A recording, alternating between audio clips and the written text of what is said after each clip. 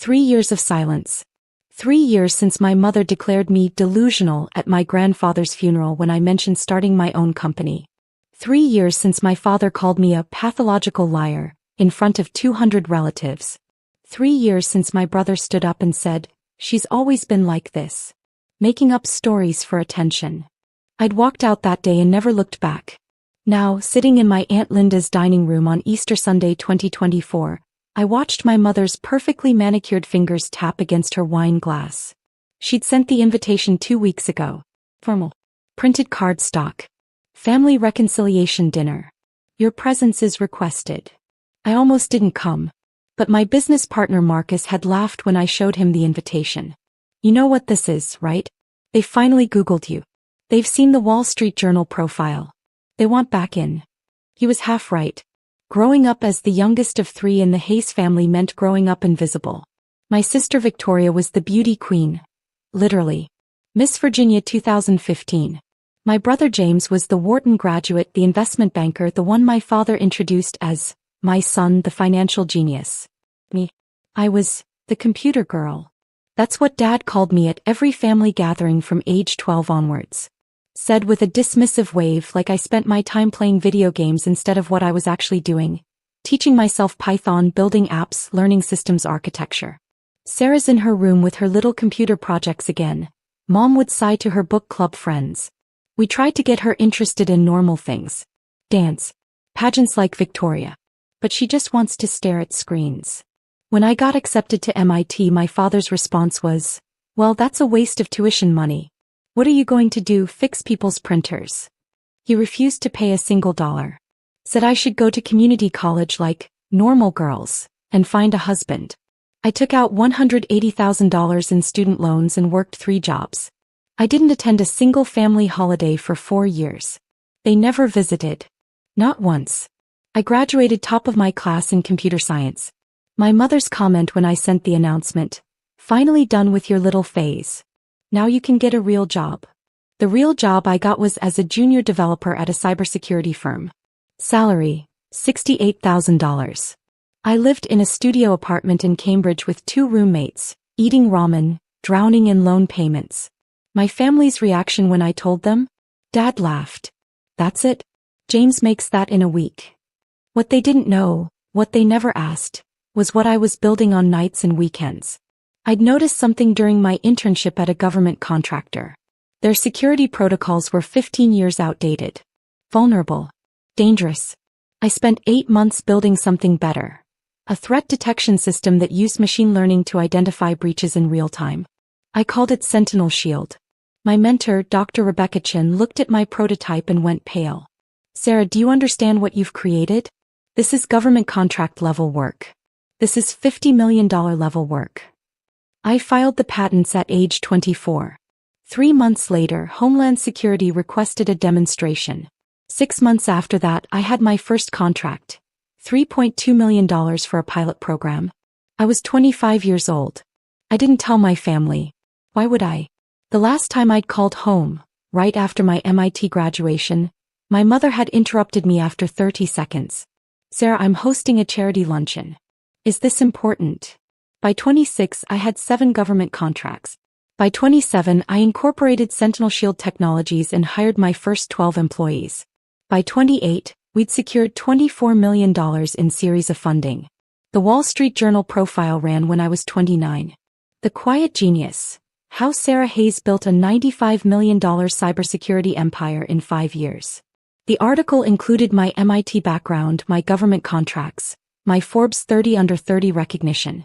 My mother's best friend texted her a photo of the article.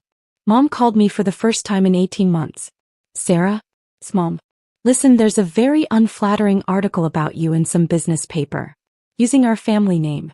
People are asking questions. You need to publish a retraction. This is embarrassing." I hung up. That was 3 years ago. The funeral incident. The accusations. The public family disownment. Then silence. Until the Easter invitation. I arrived at Aunt Linda's house at 2 p.m. The entire family was there. All 23 of them. Mom, Dad, Victoria, James, cousins, aunts, uncles. Everyone who'd witnessed my delusions at the funeral. My mother greeted me at the door with an expression I'd never seen before. Not warmth. Not exactly hostility. Something calculating. "Sarah, you came. How unexpected." The dining room went quiet when I walked in. James smirked from his position by the fireplace. Victoria adjusted her pearl necklace. A gift from Mom, probably worth more than my first year's salary had been. Dad stood at the head of the table. "Well, the prodigal daughter returns." "I was invited," I said simply. "Yes. We thought it was time to clear some things up." Mom gestured to a seat. "Please. Sit." I sat. Every eye in the room was on me. Aunt Linda served ham. Uncle Robert opened wine. Everyone made small talk, carefully avoiding any mention of careers, money, or the past 3 years. It felt like sitting in a room full of people pretending a corpse wasn't on the table. Then dessert. My mother stood, tapped her wine glass with a fork. The tinkling sound silenced the room. "I want to thank everyone for coming today. Family is so important. Truth is important." She looked directly at me. "Sarah, you've made some very serious claims over the years. About your work, your success. Frankly, some very hurtful exaggerations that have damaged this family's reputation." My heart rate didn't change. "I'd expected this. We tried to support you," Dad added, standing beside her. "But these fantasies got out of hand. Telling people you're some kind of CEO, that you work with the government. It's mental illness, Sarah. We consulted doctors." Victoria nodded sympathetically. "We're worried about you. Which is why," Mom continued, "we hired a professional. Someone who could get to the truth. Mr. Patterson, would you join us?"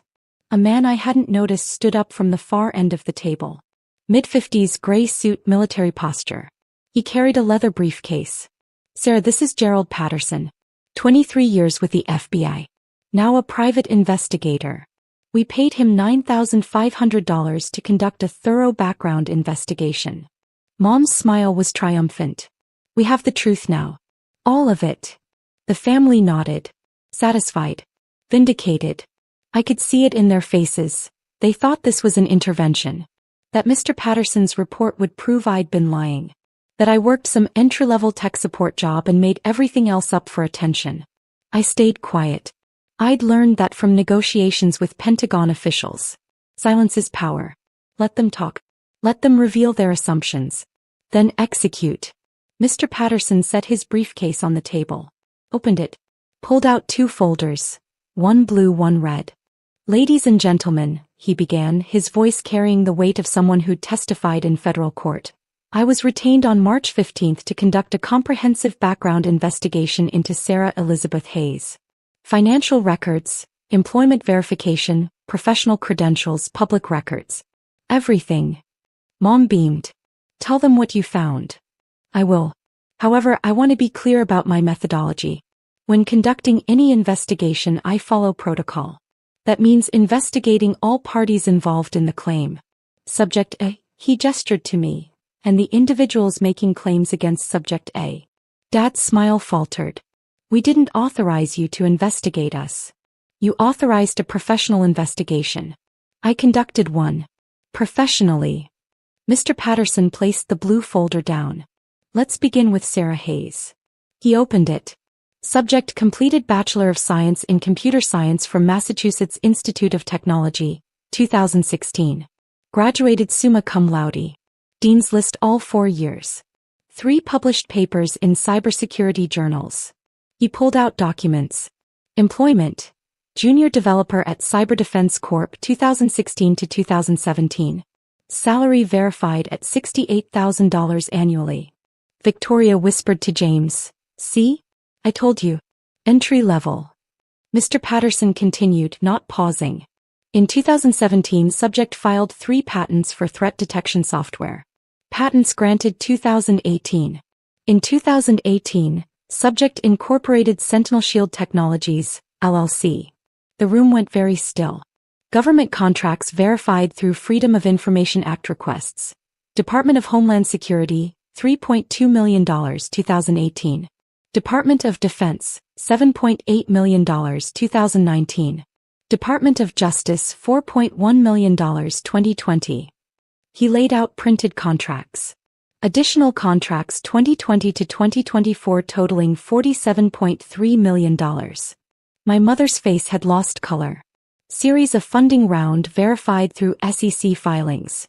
$24 million, led by Sequoia Capital and Andreessen Horowitz 2019. Series B, $53 million 2022. Current company valuation based on 2024 venture capital assessments. $95 million. He pulled out a newspaper. The Wall Street Journal. My face on the front page of the business section. Media verification. Forbes 30 Under 30 2021. Wall Street Journal feature 2021. TechCrunch Disruptor Award 2023. Speaking engagement at RSA Conference 2023. Member, Cybersecurity Advisory Board, U.S. Department of Commerce. Appointed 2024. Mr. Patterson looked up. Everything Sarah Hayes has claimed is not only verified, it's understated. Her company employs 47 people. Her personal net worth, calculated from equity holdings and vested stock options, is approximately $38 million. The silence was absolute. My father found his voice first. Those could be faked. Documents can be. I verified everything through primary sources, government databases, SEC filings, corporate records, phone calls to Harvard Business School where she guest lectured in February. I don't deliver half-truths, Mr. Hayes. Which brings me to the second folder. He picked up the red one. The temperature in the room dropped 20 degrees. During my investigation into Sarah Hayes, I conducted standard financial background checks on all family members, as protocol dictates when investigating claims of fabrication or fraud. What I found regarding Robert Hayes, he looked at my father, required me to expand the investigation significantly. Dad stood up. Now wait just a minute. Sit down, Mr. Hayes.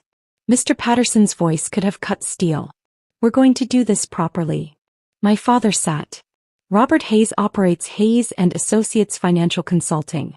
Reported annual income on tax returns 2020 to 2023. $180,000 to $220,000 annually. However, during my investigation I identified several irregularities. He pulled out bank statements. Through subpoenaed records.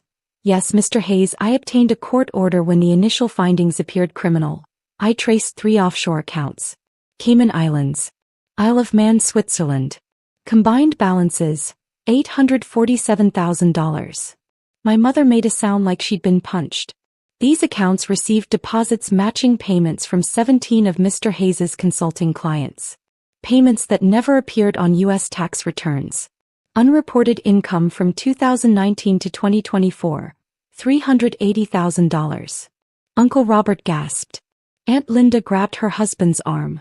Additionally, Mr. Hayes claimed $43,000 in fraudulent business expenses in 2022 alone. Luxury vacation to Aruba listed as client development conference. Audi Q7 lease listed as business vehicle, despite being registered to your wife for personal use. Country club membership. This is a lie. Dad shouted. This is. I have documentation from 4 different financial institutions. Transaction records. Wire transfer receipts. Email communications with your accountant discussing creative deductions. I have everything, Mr. Hayes. Mr. Patterson's voice dropped to something colder. As a licensed investigator and former federal agent, I'm legally obligated to report suspected criminal activity. I contacted the IRS Criminal Investigation Division at 8:47 this morning. I also contacted the FBI's Financial Crimes Unit, given the offshore accounts trigger federal jurisdiction. They're very interested. He pulled out one more document. This is a copy of my report to federal authorities. Filed 4 hours ago. My mother's wine glass slipped from her hand. It shattered on the hardwood floor. No one moved to clean it up. Now, Mr. Patterson said, closing both folders, I was paid $9,500 to investigate whether Sarah Hayes was lying. She wasn't. But I found someone who was. Multiple someones, actually. He looked at my mother. Mrs. Hayes, your name appears on 3 of the offshore accounts as joint holder. Whether you filed jointly or separately, you're liable. The IRS will be contacting you both. Mom's face had gone from pale to gray. The evidence has been submitted. Federal investigators will likely contact you within 72 hours. Given the amount involved, over $380,000 in tax evasion, this is a felony. You're looking at potential prison time, Mr. Hayes. 3 to 5 years, possibly more depending on prosecution. The room erupted. Victoria jumped up. This is insane. Dad wouldn't. Your father did. Mr. Patterson handed her a document. Here's a transfer from January 2023. $47,000 from Hayes and Associates to Cayman Islands Bank account 4782-9923-1147. Here's the corresponding client payment that never appeared on your father's tax return. James was already on his phone. I'm calling our lawyer. You should, Mr. Patterson agreed. You're going to need several. Tax attorney, criminal defense attorney, possibly a bankruptcy attorney when the IRS assesses penalties and back taxes. My father stood there, silent now, his face the color of old newspaper. I spoke for the first time since sitting down. You hired him to prove I was lying. Every head turned toward me. You spent $9,500 to humiliate me in front of the family. To prove I was delusional. That I made everything up. I stood slowly. You got exactly what you paid for. The truth. Sarah, you can't actually believe, Mom started. I don't believe anything. Mr. Patterson investigated. He found facts. $95 million company. $380,000 in tax evasion. Both true. Both verified. Both documented. I picked up the Wall Street Journal article Mr. Patterson had laid on the table. My photo. The headline about my quiet genius. I've spent the last 7 years building something real while you told everyone I was a liar. I didn't need you to believe me. I had investors who believed me. Government officials who believed me. Customers who paid me $47 million because they believed in what I built. I looked at each of them. Victoria in her designer dress. James with his Rolex. Aunt Linda frozen by the window. Uncle Robert staring at the broken wine glass. You wanted proof? You got it. All of it. Including the proof that the real liar in this family was sitting at the head of the table the whole time.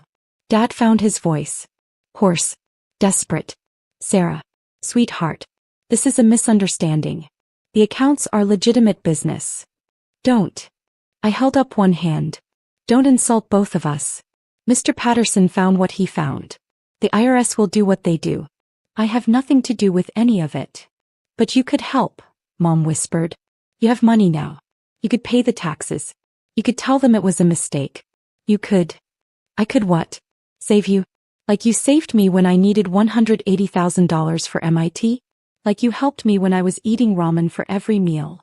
My voice stayed level. Come. No, Mom. I don't think I could do any of that. Mr. Patterson closed his briefcase. My work here is complete. Mrs. Hayes, you have my invoice. Mr. Hayes, you have my report. Everyone has what they came for. He walked to the door. Paused. Looked back at me. Miss Hayes, I want to apologize. When your mother hired me, she painted a picture of a troubled woman with delusions of grandeur. What I found was one of the most impressive professional trajectories I've investigated in 23 years. You built something remarkable. I hope you're proud of it. I am, I said quietly. Thank you, Mr. Patterson. He nodded and left. The door clicked shut. The silence that followed was the loudest sound I'd ever heard. I didn't stay for the rest of Easter dinner. I collected my coat from the entryway while my family sat frozen in the dining room like a disturbed tableau. Victoria caught me at the door. Sir, wait. You can't just leave. Dad needs a lawyer. Several of them. I'm not one. But your family. You can't let him go to prison. I looked at my sister. Really looked at her. The same woman who'd told our grandmother I was going through a phase when I got into MIT. Who'd laughed when Dad called me delusional. Family, I repeated. You mean the people who cut me off for 3 years? Who hired an investigator to prove I was lying? Who never once asked if I needed help, if I was okay, if I was telling the truth? We didn't know. You didn't want to know. There's a difference. I opened the door. Goodbye, Victoria. I drove back to my apartment in Brookline. The same apartment I'd kept deliberately modest. 2-bedroom, nice but not ostentatious. I'd learned from watching my father that real wealth whispers. My phone started ringing before I'd made it to I-95. Dad, James, Victoria, Aunt Linda, Uncle Robert. I declined every call. Then a text from James. You vindictive bitch. You planned this. You wanted Dad arrested. I responded once. I planned nothing. You hired the investigator. He did his job. Perhaps too well. Then I blocked the entire family. Marcus called at 8 p.m. I'm seeing some very interesting news alerts about a Robert Hayes, financial consultant, under IRS investigation. That's not your father, is it? It is. Holy shit. What happened? I told him. Everything. The investigation. The 2 folders. The $380,000. The offshore accounts. Marcus was quiet for a long moment. Then, Sarah, I'm going to say something and I need you to hear me. What happened today wasn't your fault. You didn't evade taxes. You didn't hire the PI. You didn't do anything except exist successfully while they tried to tear you down. I know. Do you? Because I know you. You're already wondering if you should have warned him. If you should help with legal fees. If you're being cruel. He was right. I was. Listen to me. Your father spent your entire life telling you that you weren't good enough. That you were delusional. That your accomplishments were fantasies. He refused to pay for your education. He publicly humiliated you. And when you succeeded anyway, when you built something extraordinary, he hired someone to prove you were lying. I know all that. Then know this, what happened today was justice. Not revenge. Justice. He committed crimes. He got caught. That's not your fault and it's not your responsibility to fix. I sat with that for a while. Then, the IRS works fast when they have documentation. Mr. Patterson gave them everything.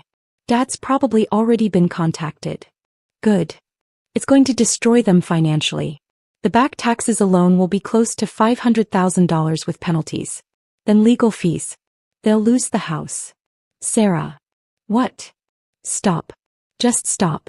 Your father made choices. Illegal choices. For years. He gambled that he wouldn't get caught. He lost. That's how consequences work. He was right. I knew he was right. But old habits die hard. The little girl who wanted Dad to be proud of her didn't disappear just because I became a CEO. The IRS moved faster than I expected. On Tuesday, federal agents arrived at my parents' house with a warrant to seize financial records. Mom called me 17 times that day. I didn't answer.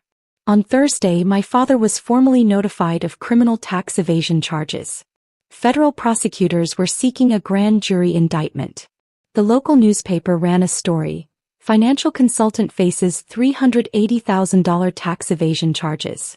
Victoria left a voicemail. I hope you're happy. Dad's career is over. Mom's having panic attacks. This is all your fault. James sent an email with the subject line, Family Destroyer. You did this on purpose. You wanted revenge. You're not the victim here. You're the villain. Don't ever contact any of us again. I deleted both without responding. The following Monday, my father's consulting firm lost 4 major clients. By Wednesday, 7 more dropped him. His business imploded in less than 2 weeks. Aunt Linda called. I answered that one. Sarah, I know you're angry. I know they treated you badly. But your mother is falling apart. Your father might go to prison. Can't you find it in your heart to help? Just pay the taxes. Make this go away. Aunt Linda, even if I wanted to, which I don't, that's not how federal tax evasion works. You can't just pay the money and make felony charges disappear. Dad committed crimes for 5 years. That has consequences. But you have so much money now. What's $500,000 to you? It's not about the money. It's about accountability.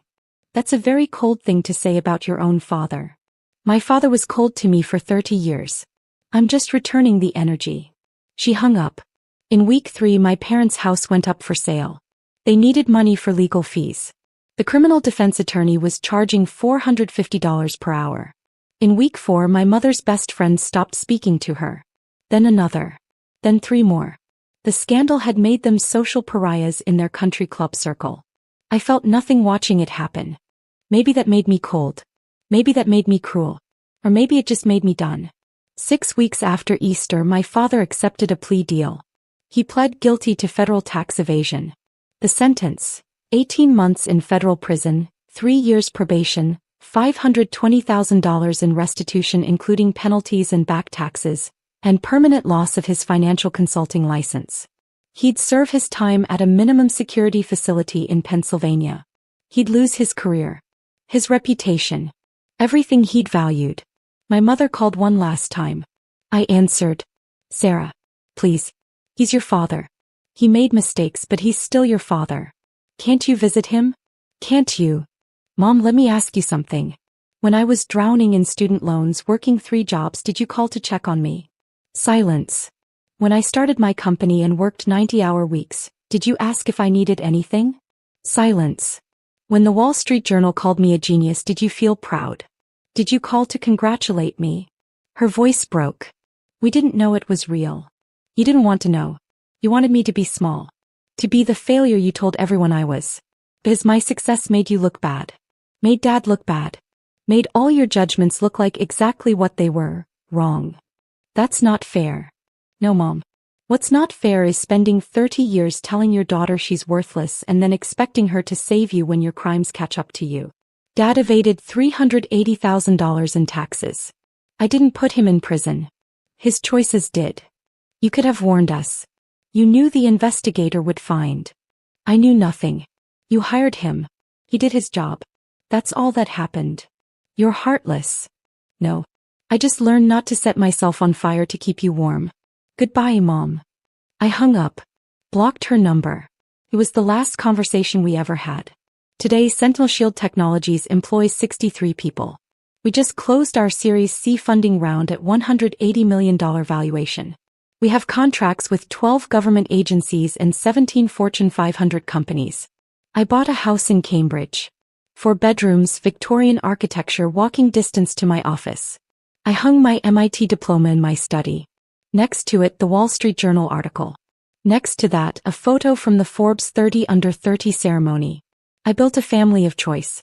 Marcus, my business partner, who believed in me when I had nothing but code and dreams.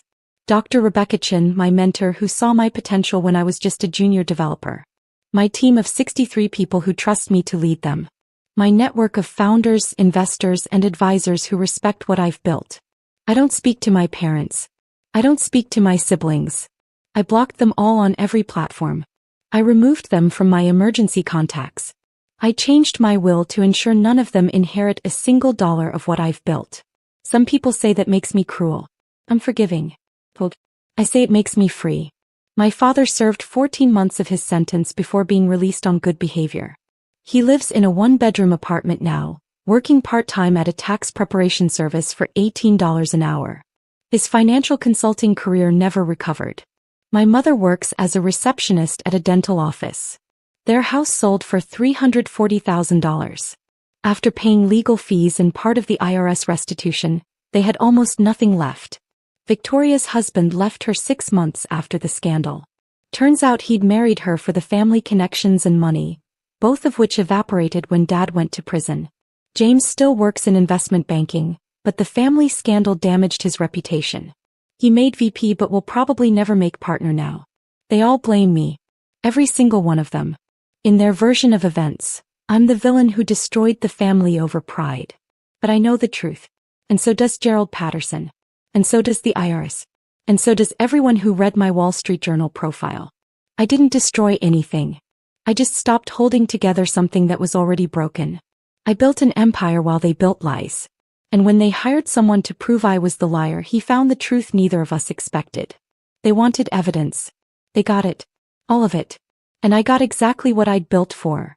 Freedom from people who never believed in me anyway. The investigator was right about one thing. I should be proud of what I built. I am.